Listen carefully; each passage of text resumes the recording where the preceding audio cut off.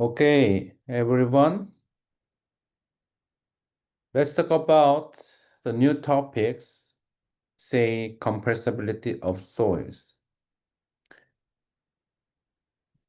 Soils compressibility can be characterized by compression and consolidations.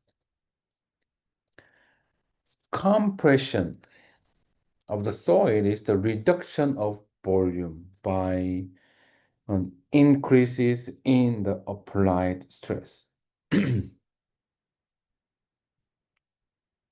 Consolidation of soil is also reduction of volume caused by dissipation of excess support pressures by squeezing water out of the soil that causing compressions.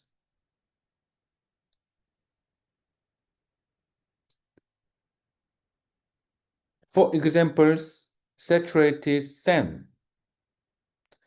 You apply certain load and the water quickly drain out and then soil volume will decrease. This is the compression. But let's think about the clay. Small permeability. Water cannot be drained out very quickly. Apply pressures. It takes more time to be compressed, right? Because inside water attempt to drain out, but too slow due to small permeability. We focus on this phenomena. For clay minerals, this clay soil is quite vulnerable and very soft to support any load. Always is challenging, but as an engineer, we should propose solutions. How do we tackle these issues? Apply additional load to expedite water's squeezing out of the soils. And then we calculate how long will it take, how much soils will be compressed. This is the topic right now we are going to discuss.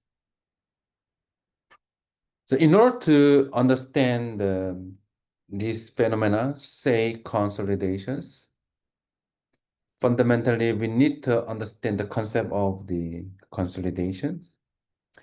And then we need to know about some sort of parameters. But that parameters easily obtained from laboratory tests, oedometer tests. And also we need to calculate the magnitude of the consolidation settlement. Hopefully, after these sessions, your understanding level should be high.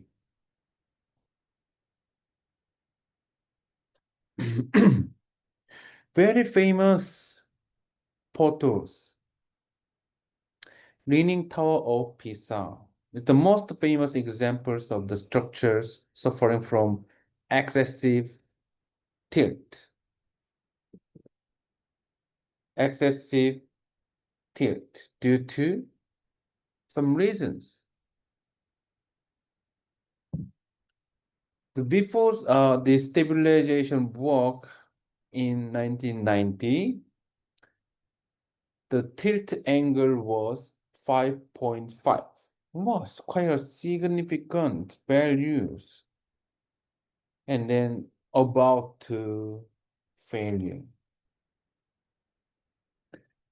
This issue occurred due to the differential settlements in the highly compressible soils underneath the towers. As you can see here, we have certain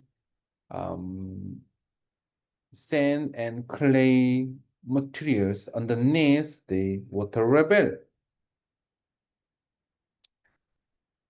So in order to get it fixed, stabilization work has been done by geotechnical engineer by removing soils beneath the higher side of the foundations.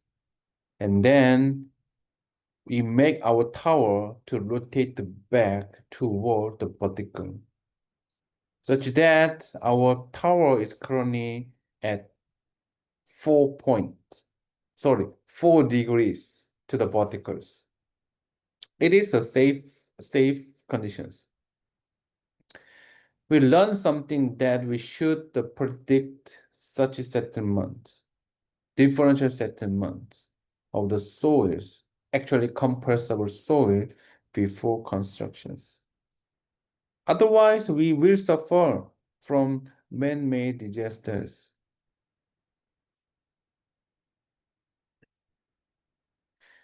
Here is another example of consolidation settlements. Japanese Kansai International Airport. You can see the amount of settlements of the runway is 13 cm meter. 13 meters. Not 1.3 meters. 1.3 meter. Fortunately, the settlements took place evenly, so there wasn't a severe problems. If this settlement was uneven, it would cause differential settlement here, something like that, leading to damage the pavements and buildings and eventually close the airport.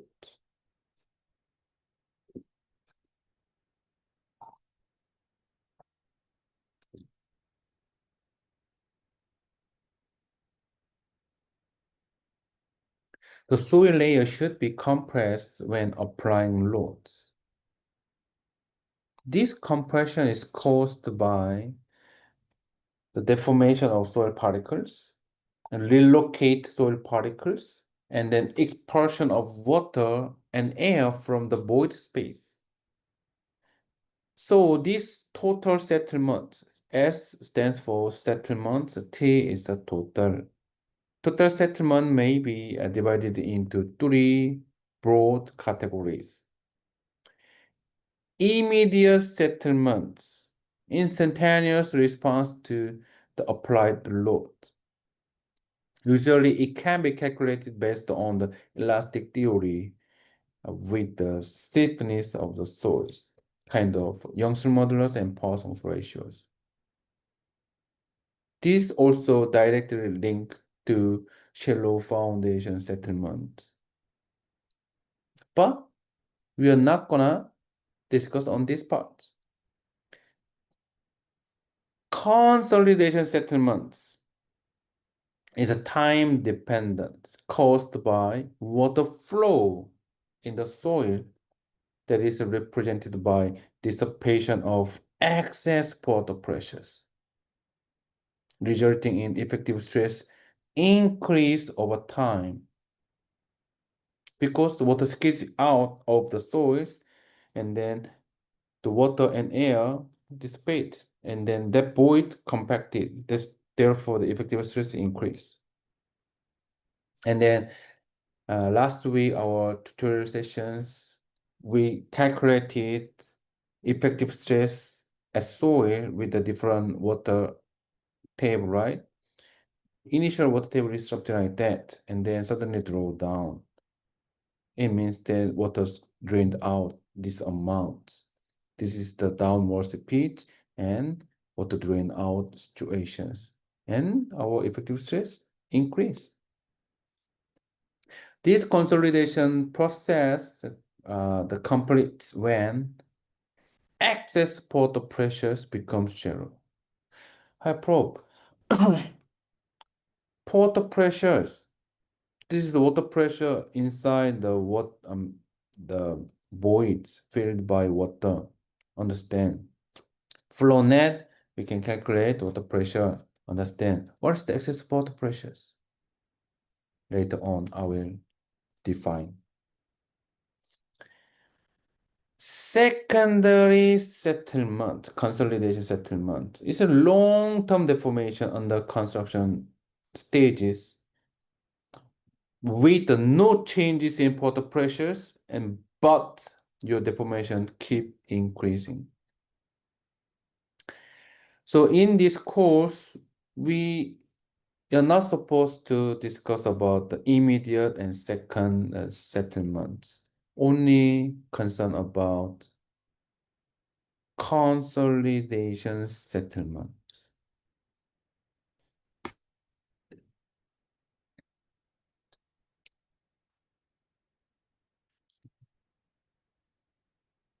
This is our, for example, Punggol campus site. And then I want to take a look at soil elements underneath the ground surface, or roughly 50 meters. And then we can calculate total stress, even effective stress and water pressure at this point.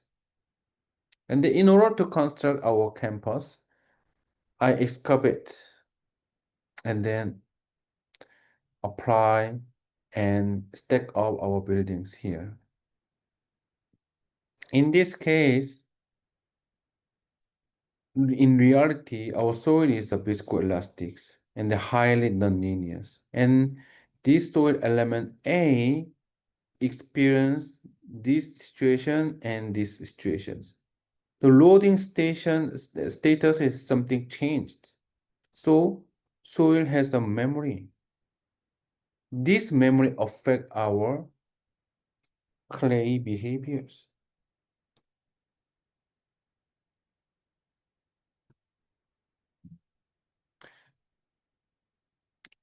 I just brought a simple bite-sized video of the consolidation and soil's compressibility. Have you ever wondered why the Leaning Tower of Pisa is leaning? You might normally think it was designed in such a way, but the real reason behind the phenomena lies below the ground. The soil layers here are constantly settling due to the load transferred from the top by dissipating the excess water pressure. This getting out of water from soil layers is called consolidation, which leads to settlement. Confused? Well, this can be explained with a simple diagram. Soil is composed of fine particles and voids. These voids are filled with both air and water. During consolidation, the air first goes out as soon as the load is applied, which is known as compression. This is followed by the expulsion of water from the soil layer. As the water flows out, the solid particles are rearranged, due to which the overall height of the soil is decreased. As such, settlement is taking place. Also, depending upon the void spaces inside the soil, the rate at which the water dissipates may vary. For relatively coarse materials, like sand, the water moves fast, while it takes longer time for water to move through finer particles like clay. Eventually, this will change the settlement time as well. Let's look at a demonstration. In the same container, one half is filled with sand and clay, while the other half is just clay. The sample is saturated by adding water. Then a load is placed over the sample and left to consolidate. It is seen that the half with the sand has settled a little bit more, because the pore water has dissipated more from this half. This is known as differential settlement, which, if not considered, can lead to instability of structures such as tilting. The wrong estimation or even negligence of consolidation can lead to severe structure failures. For instance, the Kansai International Airport is a famous case where the expected settlement was 19 to 25 feet, but the actual settlement went on to become 27 feet by the end of island construction, and it continued at the rate of 2 inches per month. Another well-known structure is again the famous Leaning Tower of Pisa. During the investigation, the engineers apparently missed a layer of sand, due to which the time for consolidation was overestimated. This accelerated the pore water dissipation and so the differential settlement and the infamous tilt. If there is a problem, there should be a solution, right? Consolidation is not an exception. The pore water can be made to dissipate very fast so that the soil is almost fully consolidated before the structure is placed. There are several methods for this. Preloading. loading the soil by some weight so that the soil is almost fully settled before construction begins, or sand drains, use of sand columns to dissipate the water faster as sand has higher permeability. Finally, consolidation is a natural process for saturated clay, but it can be dealt with proper site investigations and design.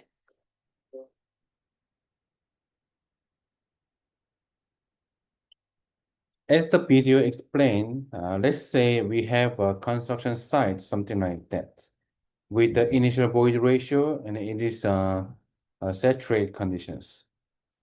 The particular load is applied to the soil during after the constructions, and intuitively the void ratio was reduced, and the soil was more densely packed and then remained saturated. It is the way soil is consolidated. This is the before apply the pressures and then after. This is the stress conditions and then our phase diagrams.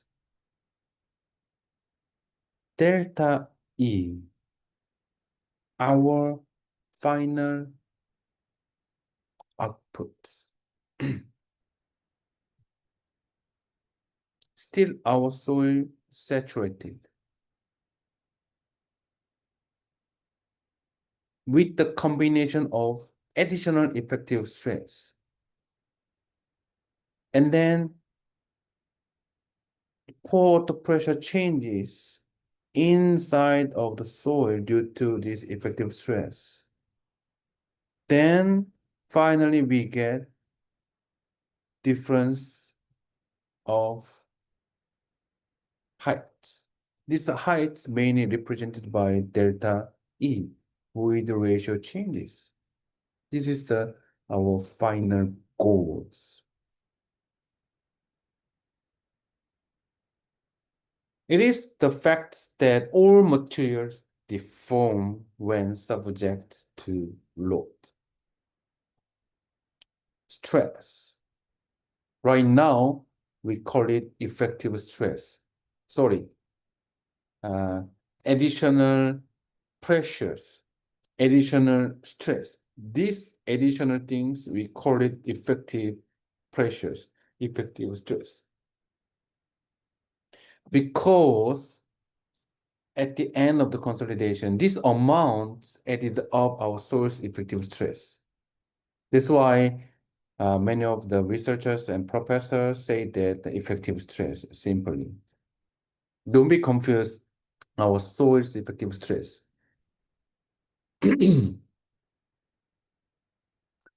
And for the soils already saturated with the low permeability shows the time-dependent deformations. It is the consolidation process. This time-dependent behaviors is also controlled by water drainage through the pore space induced by hydraulic gradients. This makes sense.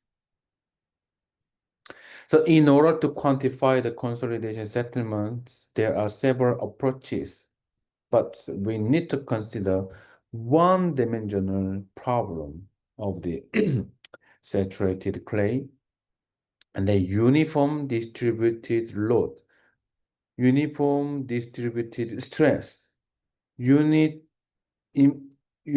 distributed effective stress can be considered for accelerating the consolidations, and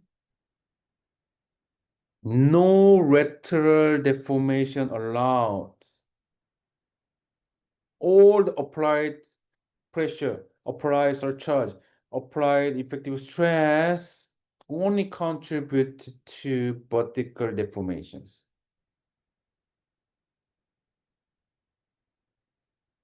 Let's take a look this slide.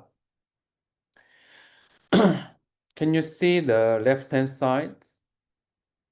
This is the original soil, ground, and then added up certain height of the surcharge, dumped our soil on the original ground surface, which is the additional load additional pressures, additional effective stress. So the consolidation process begins when the placement of the field, which increases total vertical stress. This surcharge represented by Q in stress, kilopascal. This Q is now here, red line. This is my delta sigma V. Right now it's the sigma V. At the end of the consolidation, this will become delta sigma V prime.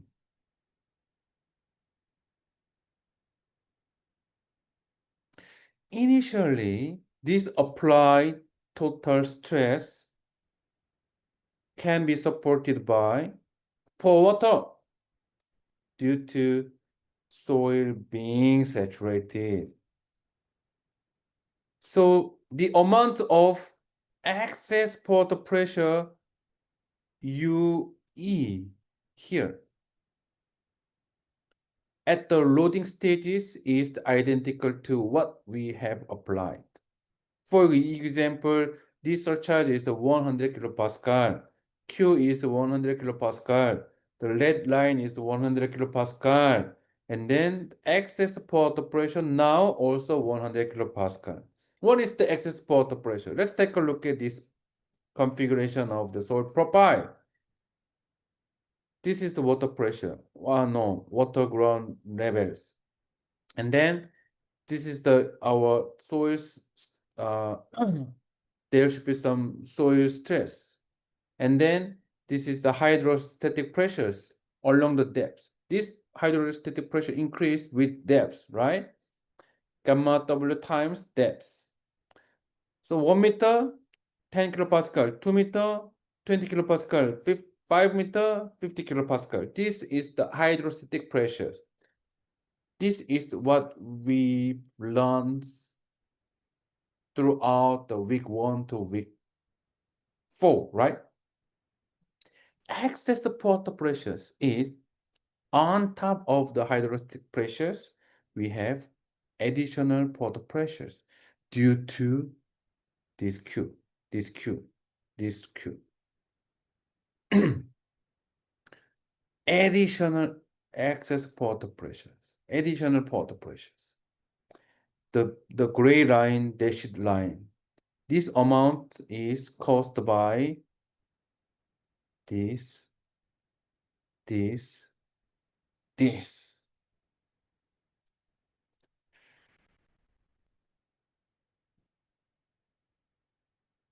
So the vertical total stress, vertical effective stress immediately after the loadings remain unchanged from its original values. This is the effective stress. The effective stress is total stress minus water pressure. This is the situations. This total stress applied, and then pore water resists this additional total stress. Therefore, excess water pressure developed. And then our soil's initial effective stress still remain constant. This is not a zero, just remain constant.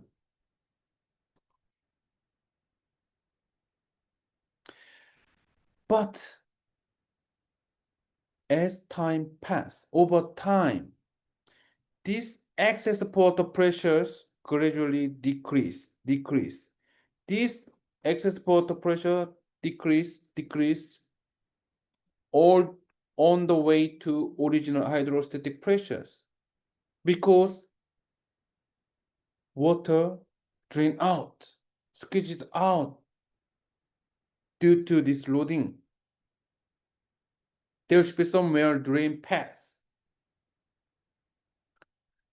So these excess water pressures gradually decrease, which means that poor water start to drain out, so our effective stress gradually increase because this total stress becomes effective stress. At the end, after drain out all the excess water pressures, my source effective stress right now here on top of the initial effective stress.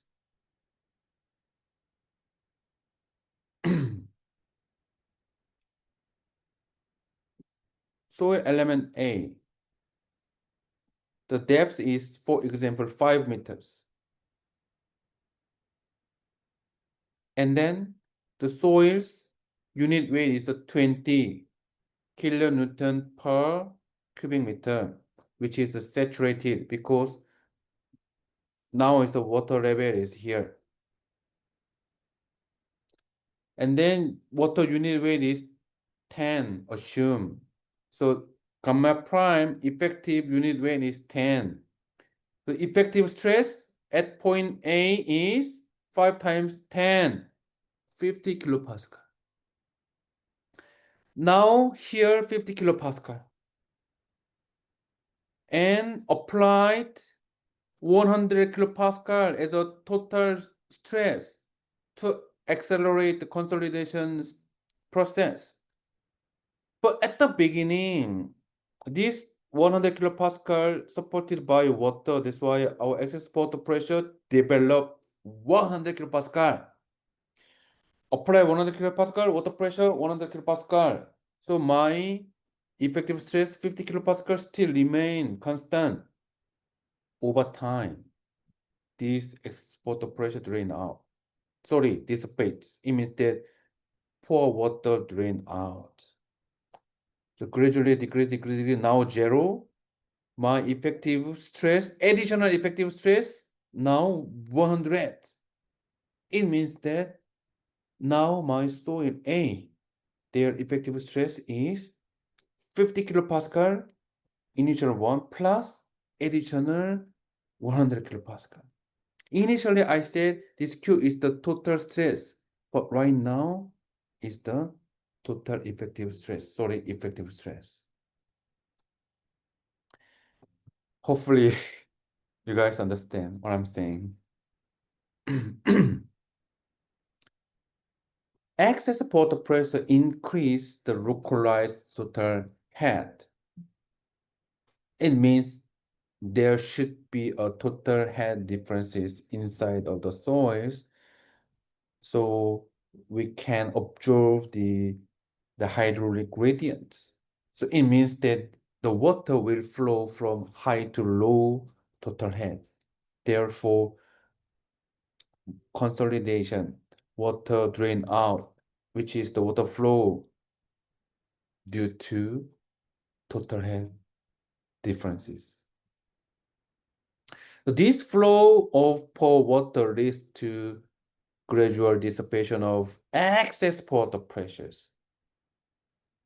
Excess water pressures, which increase effective particle stress and consolidates our soils. After a while, the excessive water pressure goes to 0. The final total stress is the same as the final effective stress. Then we calculate the consolidation settlement.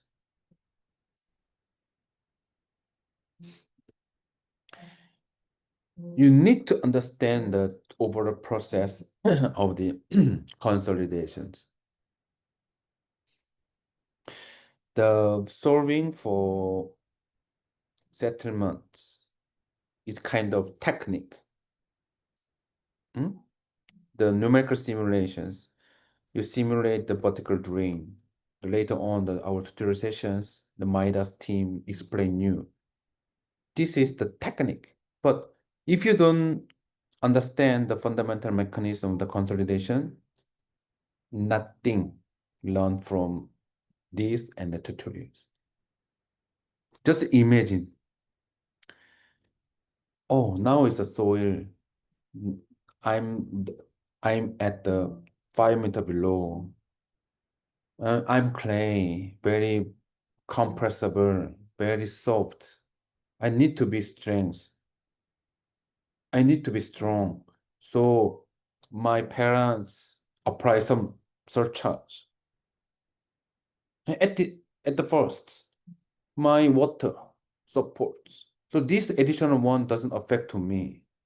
But as time passes, my water goes down, goes up, has gone due to head differences. Probably here is high, bottom is low. So water drain out. And suddenly I felt the additional load.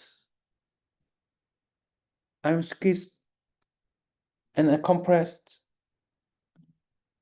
and my height is shortened and shortened, but I more become stronger man. Our civil engineers want you to be shortened and strong.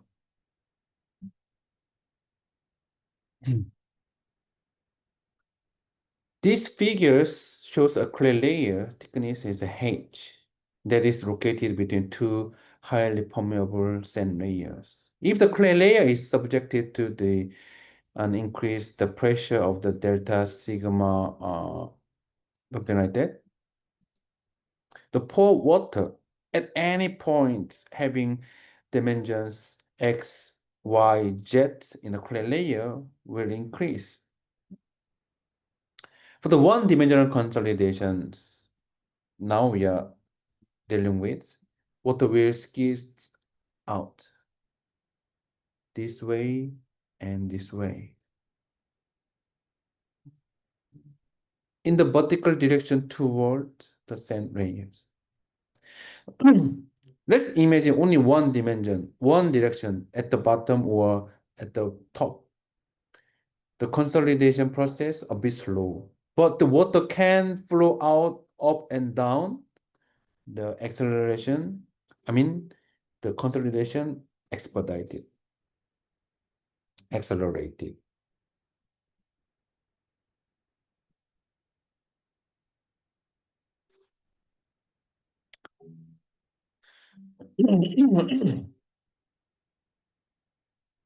I'm gonna give you explain about consolidation by means of different concept. Spring piston analogy. Imagine spring is the soil and the water is the water, pour water. Before consolidation, this is the at rest conditions, current conditions. Our soil spring is at the equilibrium state, just at rest condition under overburden pressures. There should be some overburden pressures, right? Current setting. And then my water pressures, hydrostatic pressures. Just hydrostatic pressures, the blue, yeah, increases with depth. This is hydrostatic pressures.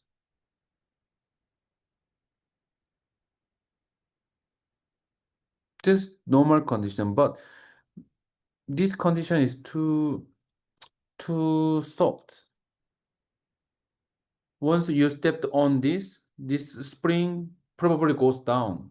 I don't want these situations. Need to be improved. So I apply surcharge load delta Q. I apply total stress delta Q on top of the piston. Initially, water carries the applied pressures.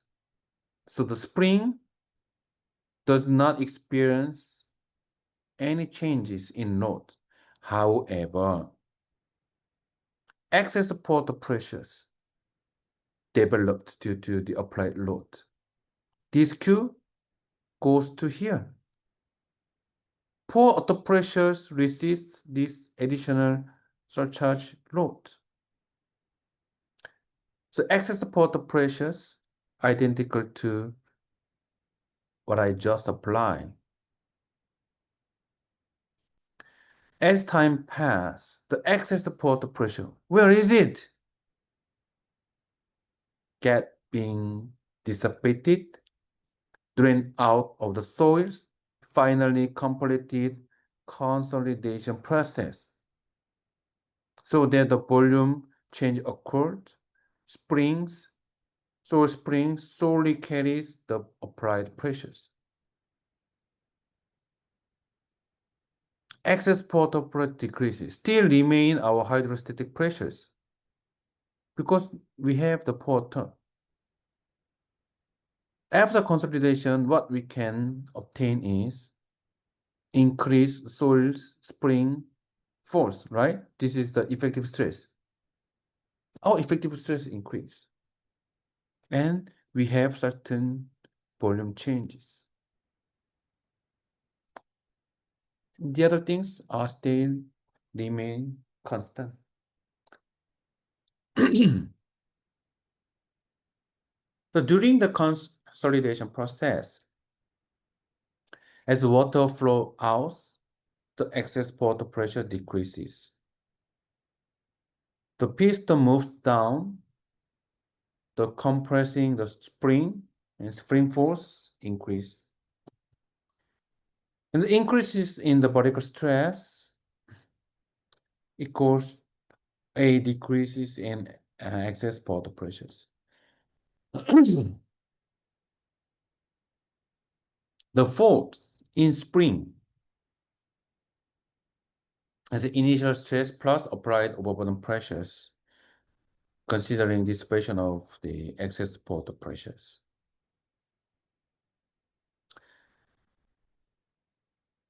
Effective stress, definitely it is vertical direction. So that's why we can sigma V prime is initial effective stress, right? For example, 50 kilopascal plus additional total stress, delta Q. At time 0, this Q equals to excess water pressures. So my effective stress, just my effective stress. But T equals to limits, for example, 1 year, 2 year, this excess water pressure goes to 0.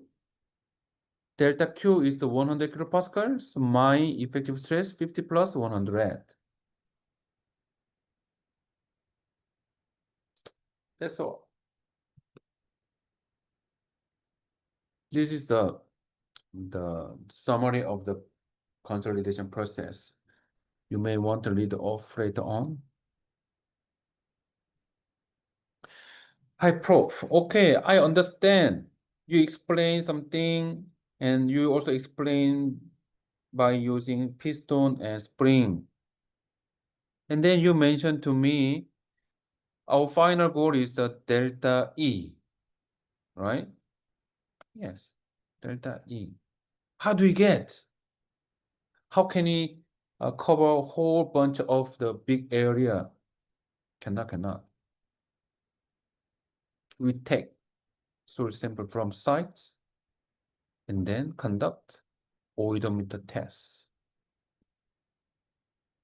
Exactly same situation as it was.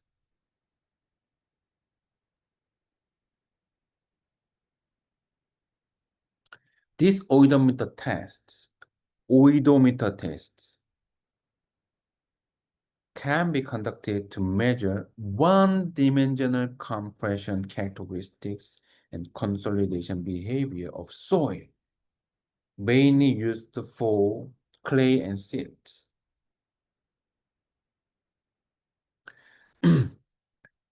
This is the summary of the consolidation theory and experiments. Later on, you can revisit this slide after my explanation of odometer tests.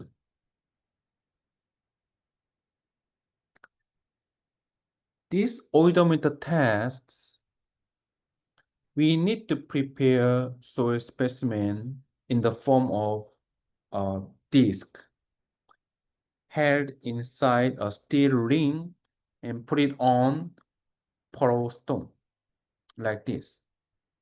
Steel ring. Prepare these things and then put it on porous stone and put on your water.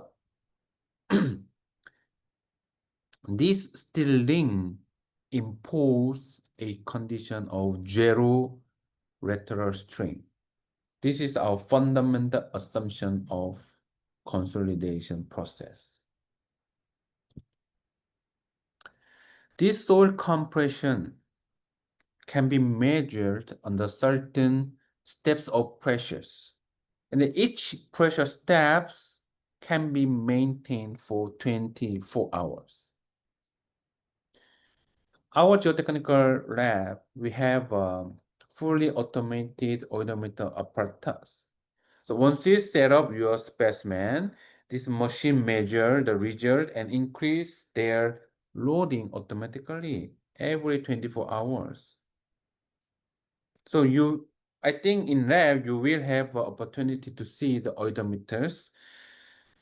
But unfortunately, we only have a 4 set of the odometer, so we won't be doing any physical testing, just observing them and learning how to operate it. But Dr. Joel, my colleagues demonstrate how things will go on. So each increment of the load should be maintained until the consolidation is virtually completed. At the end of each increment, no more settlements is observed. And next, we apply additional load increments. Throughout each load step, the vertical displacements represented by the dial gauge readings is recorded at a interval of time. This here is the dial gauge, and we applied loading every 24 hours. This is the typical manual odometers. I'm going to show you the general procedure of the odometer tests. Today, we shall see a demonstration on how to conduct consolidation tests. Under any applied loads, soil undergoes compression, that is, change in volume. If the soil is saturated, then water is expelled from the soil in order for volume change to occur. This time-dependent process resulting in volume change is called consolidation. From odometer tests, one can determine the rate of consolidation of the soils under a given load.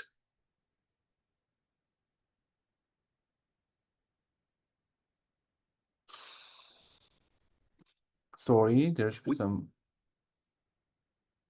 To date, then water resulting in different parts of the arm and screw sample ring in which the pot.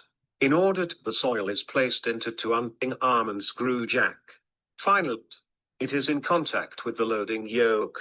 The yoke applies the load on the sample which is inside the consolidation pot. Then, you have the loading arm and screw jack. Finally, the weights to apply required pressure on the sample. You will require a sample ring in which the soil is placed into to undertake the test. On the left-hand side, you can see an empty sample ring, while sample ring with soil is on the right-hand side. You will also require top and bottom porous stones, sample holder, knurled nuts and the consolidation pot.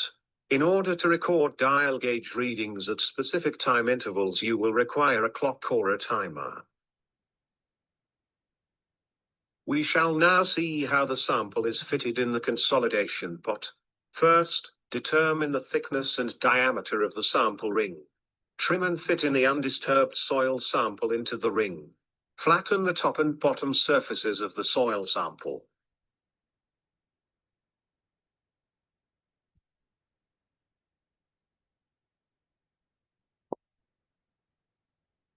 Place the bottom porous stone into the consolidation pot. Now, place the sample ring containing soil such that the sharp edge of the ring faces upwards.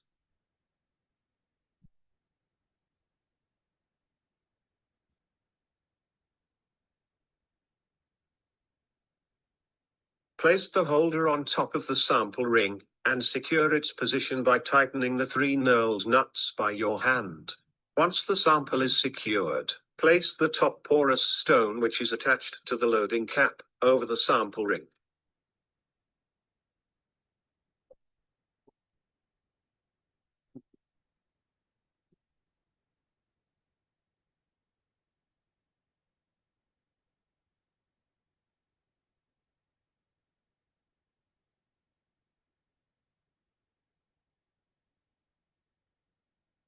Now we shall see how the consolidation pot is placed on the odometer. Making sure that the loading arm is supported by the screw jack, position the loading yoke over the sample.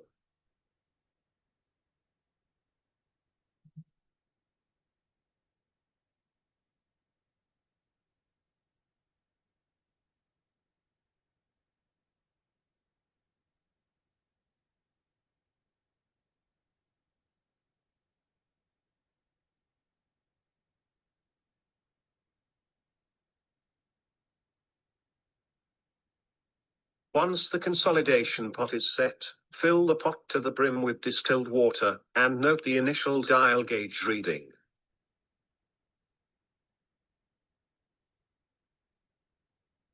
Now apply the required weights on the loading arm. In this case, a seating load of 0.5 kilogram per centimeter square is applied. Release the jack and allow load to bear on sample. Start to record the readings simultaneously with the loading.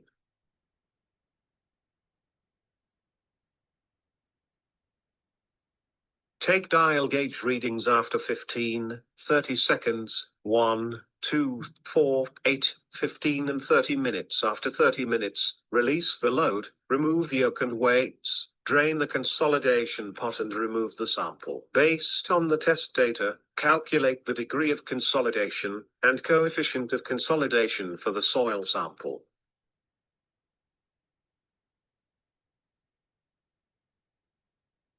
Today, soil preparation stages all are same. Only different thing is the applying load and recording. The stages are automatically done by our lab equipment. So during the tests, this total vertical stress increase while the external load applied, step by step, every 24 hours. This load develop excess port pressure. Excess port pressure at the beginning of each load step, then dissipate gradually, ends up with a full dissipation of excess port pressures. As a result, the vertical effective stress increase and soil settlements increase in response to apply total stress. This measured vertical displacement of the settlements of the soil sample is used to calculate the void ratio of the soil at the end of the consolidation stage, when the value of vertical effective stress is known.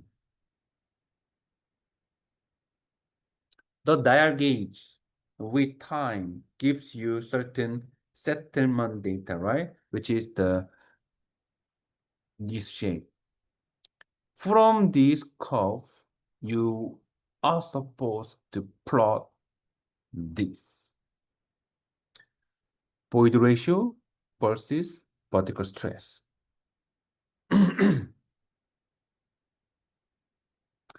Test results can be plotted in a compression curve of the void ratio against vertical effective stress. But in the relationship, we are unable to identify any inflection point that could help us determine the settlement characteristics of the clay soils. So, the behavior patterns are generally more evident when the effective stress is plotted on a log scale, logarithmic scale. It is easy to analyze the test results. How do we read off the test results? Hi, Prof. I calculated void ratio according to different loading stages, which is the vertical stress, and then plotted vertical effective stress in a log scale. What information, what kind of information we can pick up?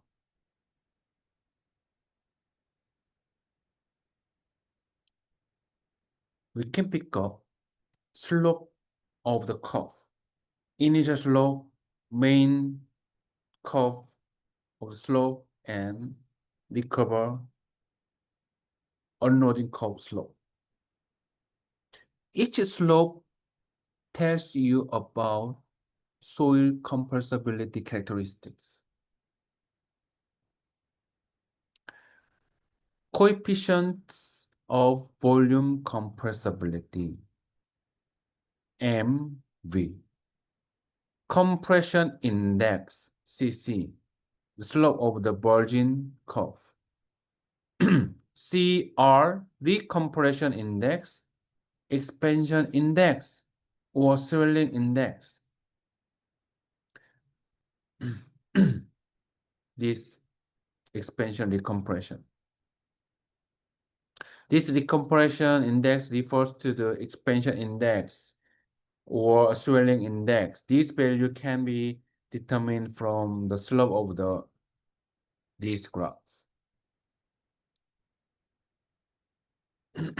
Let's explore the compressibility characteristics, the way the curve exhibit. The compressibility, the slope of these curves. Soil's compressibility is the average slopes of the curve. This compressibility increases significantly when the value of effective stress reaches a certain point. The slope is gentle, suddenly steep. This point, we call it pre-consolidation pressures. Pre-consolidation pressure, which represents the maximum value of effective stress previously experienced. Let's imagine I am a soil. I was pressurized up to certain amount, for example, 50 kilopascals. Every 50 pascal pressure me when I was in underground. But I've never experienced the pressure beyond this point, right? Here is the 50. This is my maximum experienced pressure, but 60, 70, 80, I never experienced. This point is the pre-consolidation pressures. Before pre-consolidation pressures, yes, I used to get, 10 kilopascal, 20, 30, 40, okay, 50, yes, still okay, but 60, so sorry, 60 is too high for me. This point is the pre-consolidation pressures. Once my current effective stress exceeds these pre-consolidation pressures, the compression curve follows this unique one-dimensional normal compression line. This is unique. Your compression curve different with me. Yours different with your friends. Very unique. It's called virgin compression line. This slope of virgin compression line is compression index, denoted by CC. CC. Then if the soil is unloaded and reloaded this way, there should be some small hysteresis loop, decompression and expansions.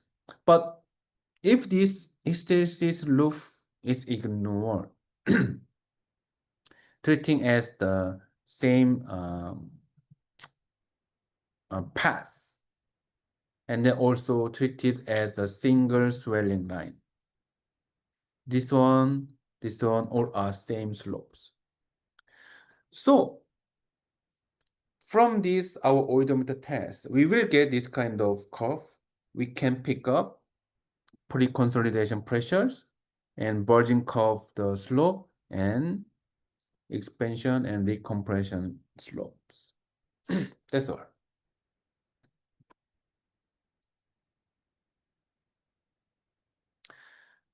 So clay, over-consolidated states, which means that this area, right? My experience, sorry.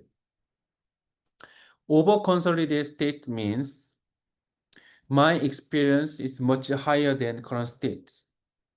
So that will be much less compressible than that's normally consolidated state. This is my current maximum state, but the oedometer pressed me only halfway, 25 kilopascal. So my deformation too little, right? I can withstand this amount of the pressures. This state is we call over-consolidated state. I have experienced higher effective stress than now. That's why the over-consolidated clay is sometimes stiffer than normally consolidated clay.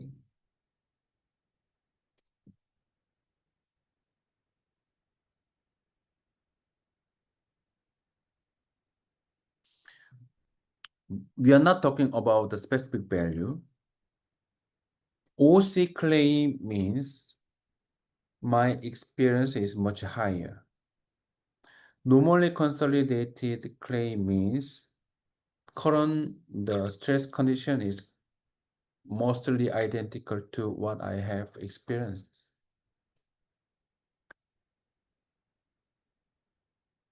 So ideally, this void ratio effective stress curve, namely these compressibility characteristics, consist of two straight lines and then sharp, the intersection of these two segments, which is the pre-consolidation pressures.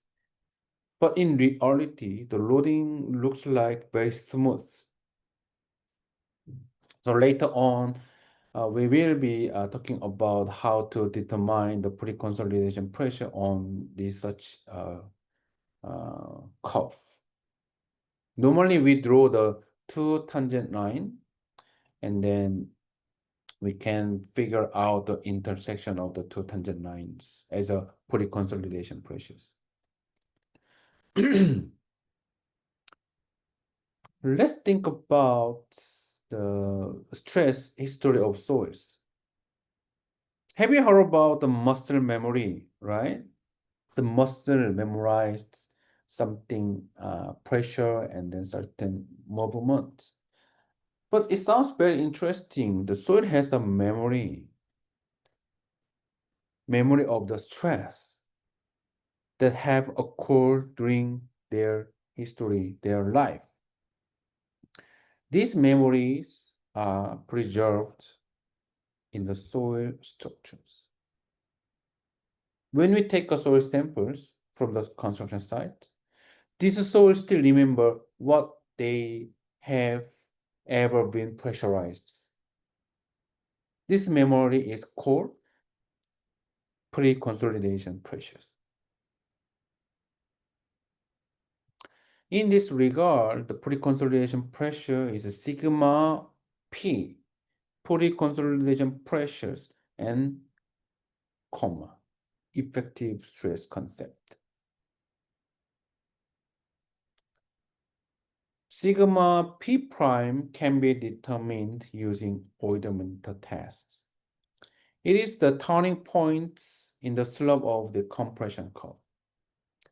The physical meaning of the pre-consolidation pressure is largest vertical effective stress that the soil has ever experienced.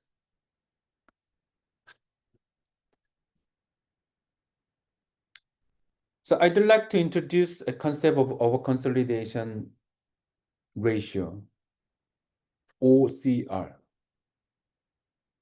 This has a lot of things to do with the pre-consolidation pressures. It is defined as the maximum value of the effective vertical stress ever experienced and divided by current vertical effective stress. If you have the OCR as a unity 1, it is normally consolidated because current pressure equals to your maximum pressure you experienced, normally consolidated clay.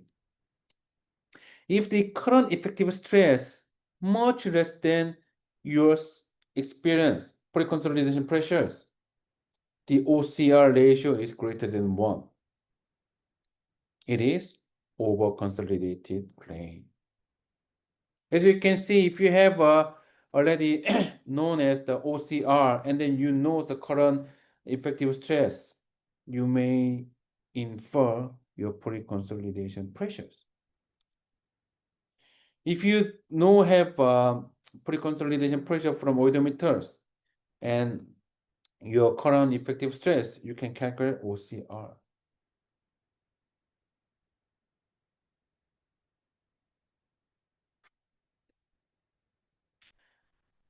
Let's think about these situations. We assume the zero lateral strain applies within the small clay layer of this thickness dz.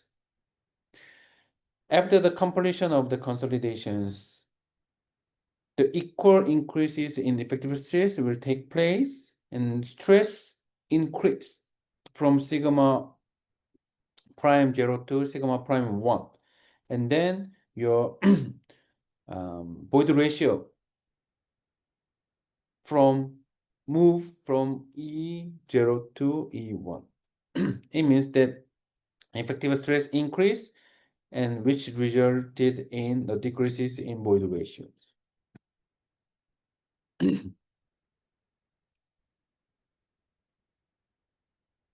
Because the lateral strain is assumed to be 0, reduction in volume due to the surcharge law is equal to the reduction in thickness.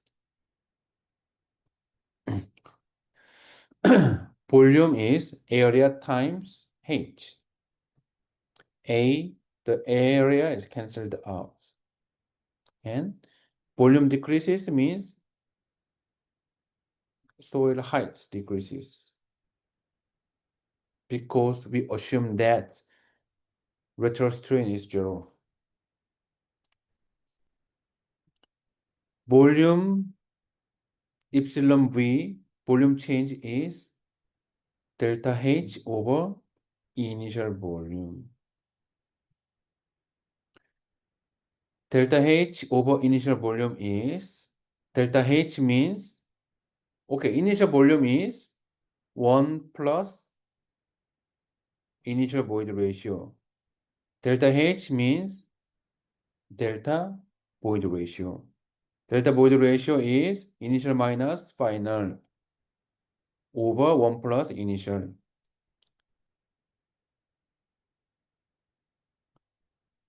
From your oedometer test result, you can obtain volume decreases. Delta H, right? Equals to initial soil specimen, initial void ratio over delta E.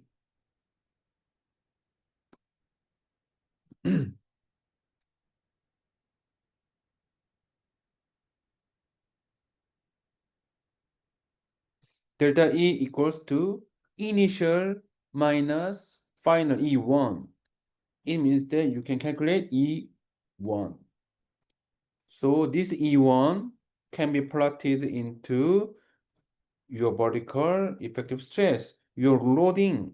So where is it? You can plot this curve. From this curve, you will have angle, ratio, slope angle, and pre-consolidation pressures. If you know pre-consolidation pressures, you will get OCR.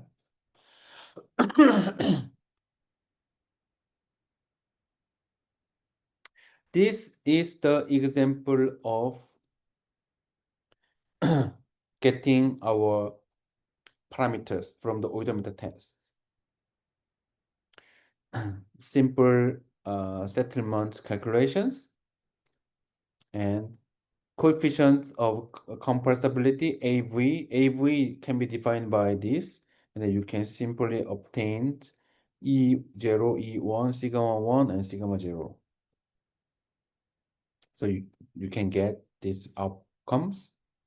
MV, coefficient of volume changes, MV. You can get it by these equations, only the void ratio and your changes in your effective stress, and get the MV. And CC, here, example here. CR, here. But the different thing is, AV, your plotting is something like normal void ratio, normal effective vertical stress. Your MV also normal void ratio, normal effective stress. But CC, normal void ratio, and log scale effective stress. The definition is different. That's why you plot your curve, your data in a different way. Then you can get the slopes. Hi, Pro. How can I manage to memorize? I never asked you memorize. Oh, yes. One thing, SE equals to WGS. And also Q equals to KIA. These two things quite often used. Oh, now I can see that you can now memorize. SE equals to WGS. Q equals to KIA. You don't need to memorize. You can bring your own cheat sheet, A4 size, double-sided.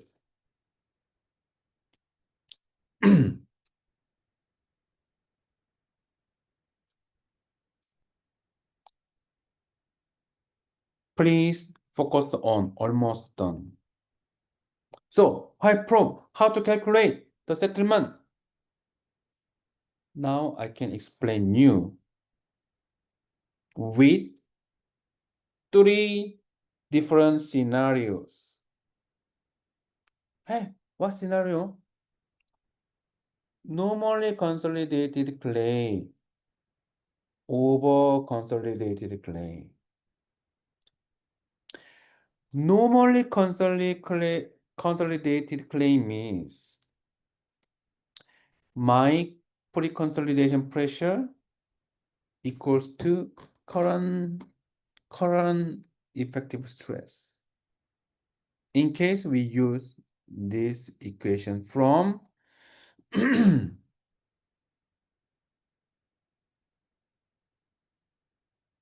Oh, I didn't explain this. Okay.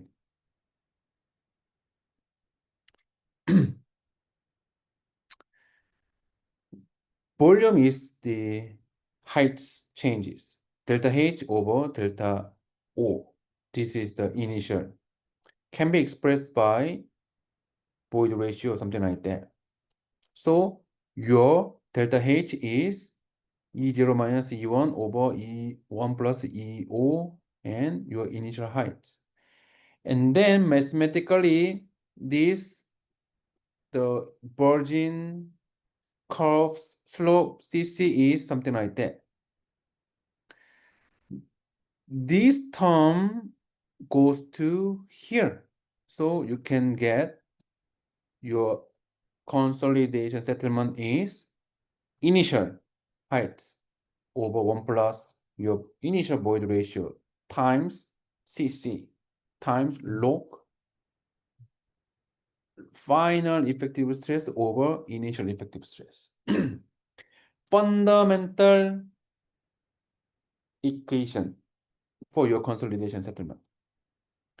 This is the normally consolidated claim. This equation exactly the same as this. So what you can do? What is your clay height? 4 meter. Yes, goes to 4. What is your CC?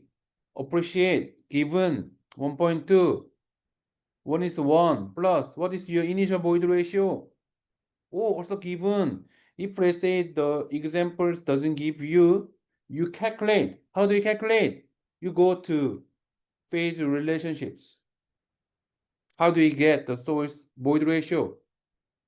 Every E included in certain equations. You can find out the combination of the given parameters, then you can calculate E value. Okay, now it's the 1.5. Log scale. What is the initial effective stress?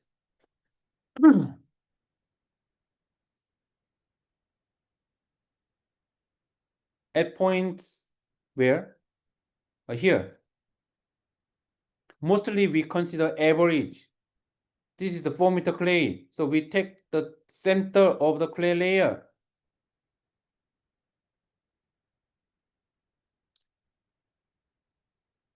Two meter times saturate unit weight minus water pressure, 2 meter and 10. So our effective stress is 10. Current month. And then to expedite the consolidation, we dumped some fill materials, which is the 2.5 meters, and the total unit weight is 20, simply 50 kilopascal. Additional 50 kilopascal.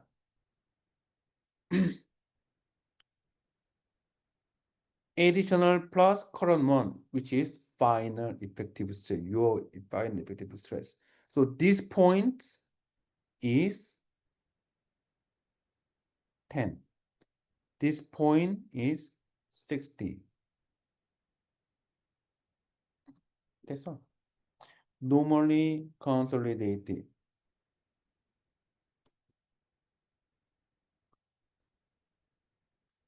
Second scenario, over consolidate, which means that my previous stress much higher than current one, right? My previous one is 50. And the initial is roughly 10. And then in order to increase, expedite the consolidation, apply the surcharge, which is the only 30. So my final effective stress is 40. Still less than my maximum previous stress, which is the pre-consolidation pressures. In this case, when you take the source sample and then do the odometer test in these situations, Your curve only draw from here to here.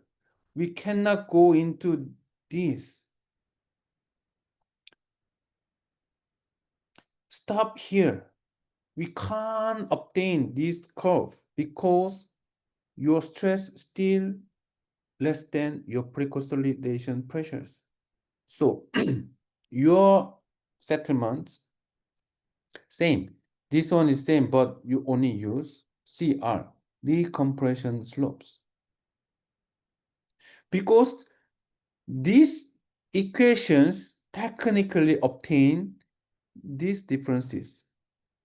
This normally consolidation clay, here, you can get E differences from here to here.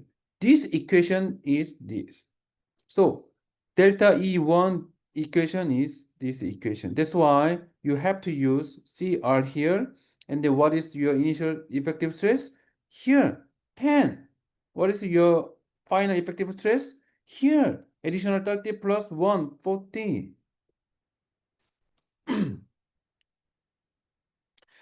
But, however,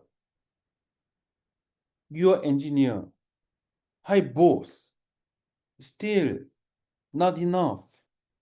We need to dump additional surcharge. Okay, go ahead. So your loading now exceed your pre-consolidation pressure and then way below. So once you get your soil sample and then put it on your oidometer, you apply these stress conditions. Now you will able to draw full set of curve. So this first E1, get it from here using CR. And then what is your maximum stress is pre-consolidation pressure. What is your initial effective stress? Just here. Plus E2, delta E2. Which one, what is your initial effective stress? Of course, pre-consolidation pressures. What is your final effective stress? I don't know, but more than pre-consolidation pressure, sigma 2. Once you face certain problem and examples, you can write down what is the given conditions, what is the soil conditions. And then you need to determine whether this soil is the NC clay or OC clay. So you have to determine which equation can be used. This one? This one? And this one. Only one of the three.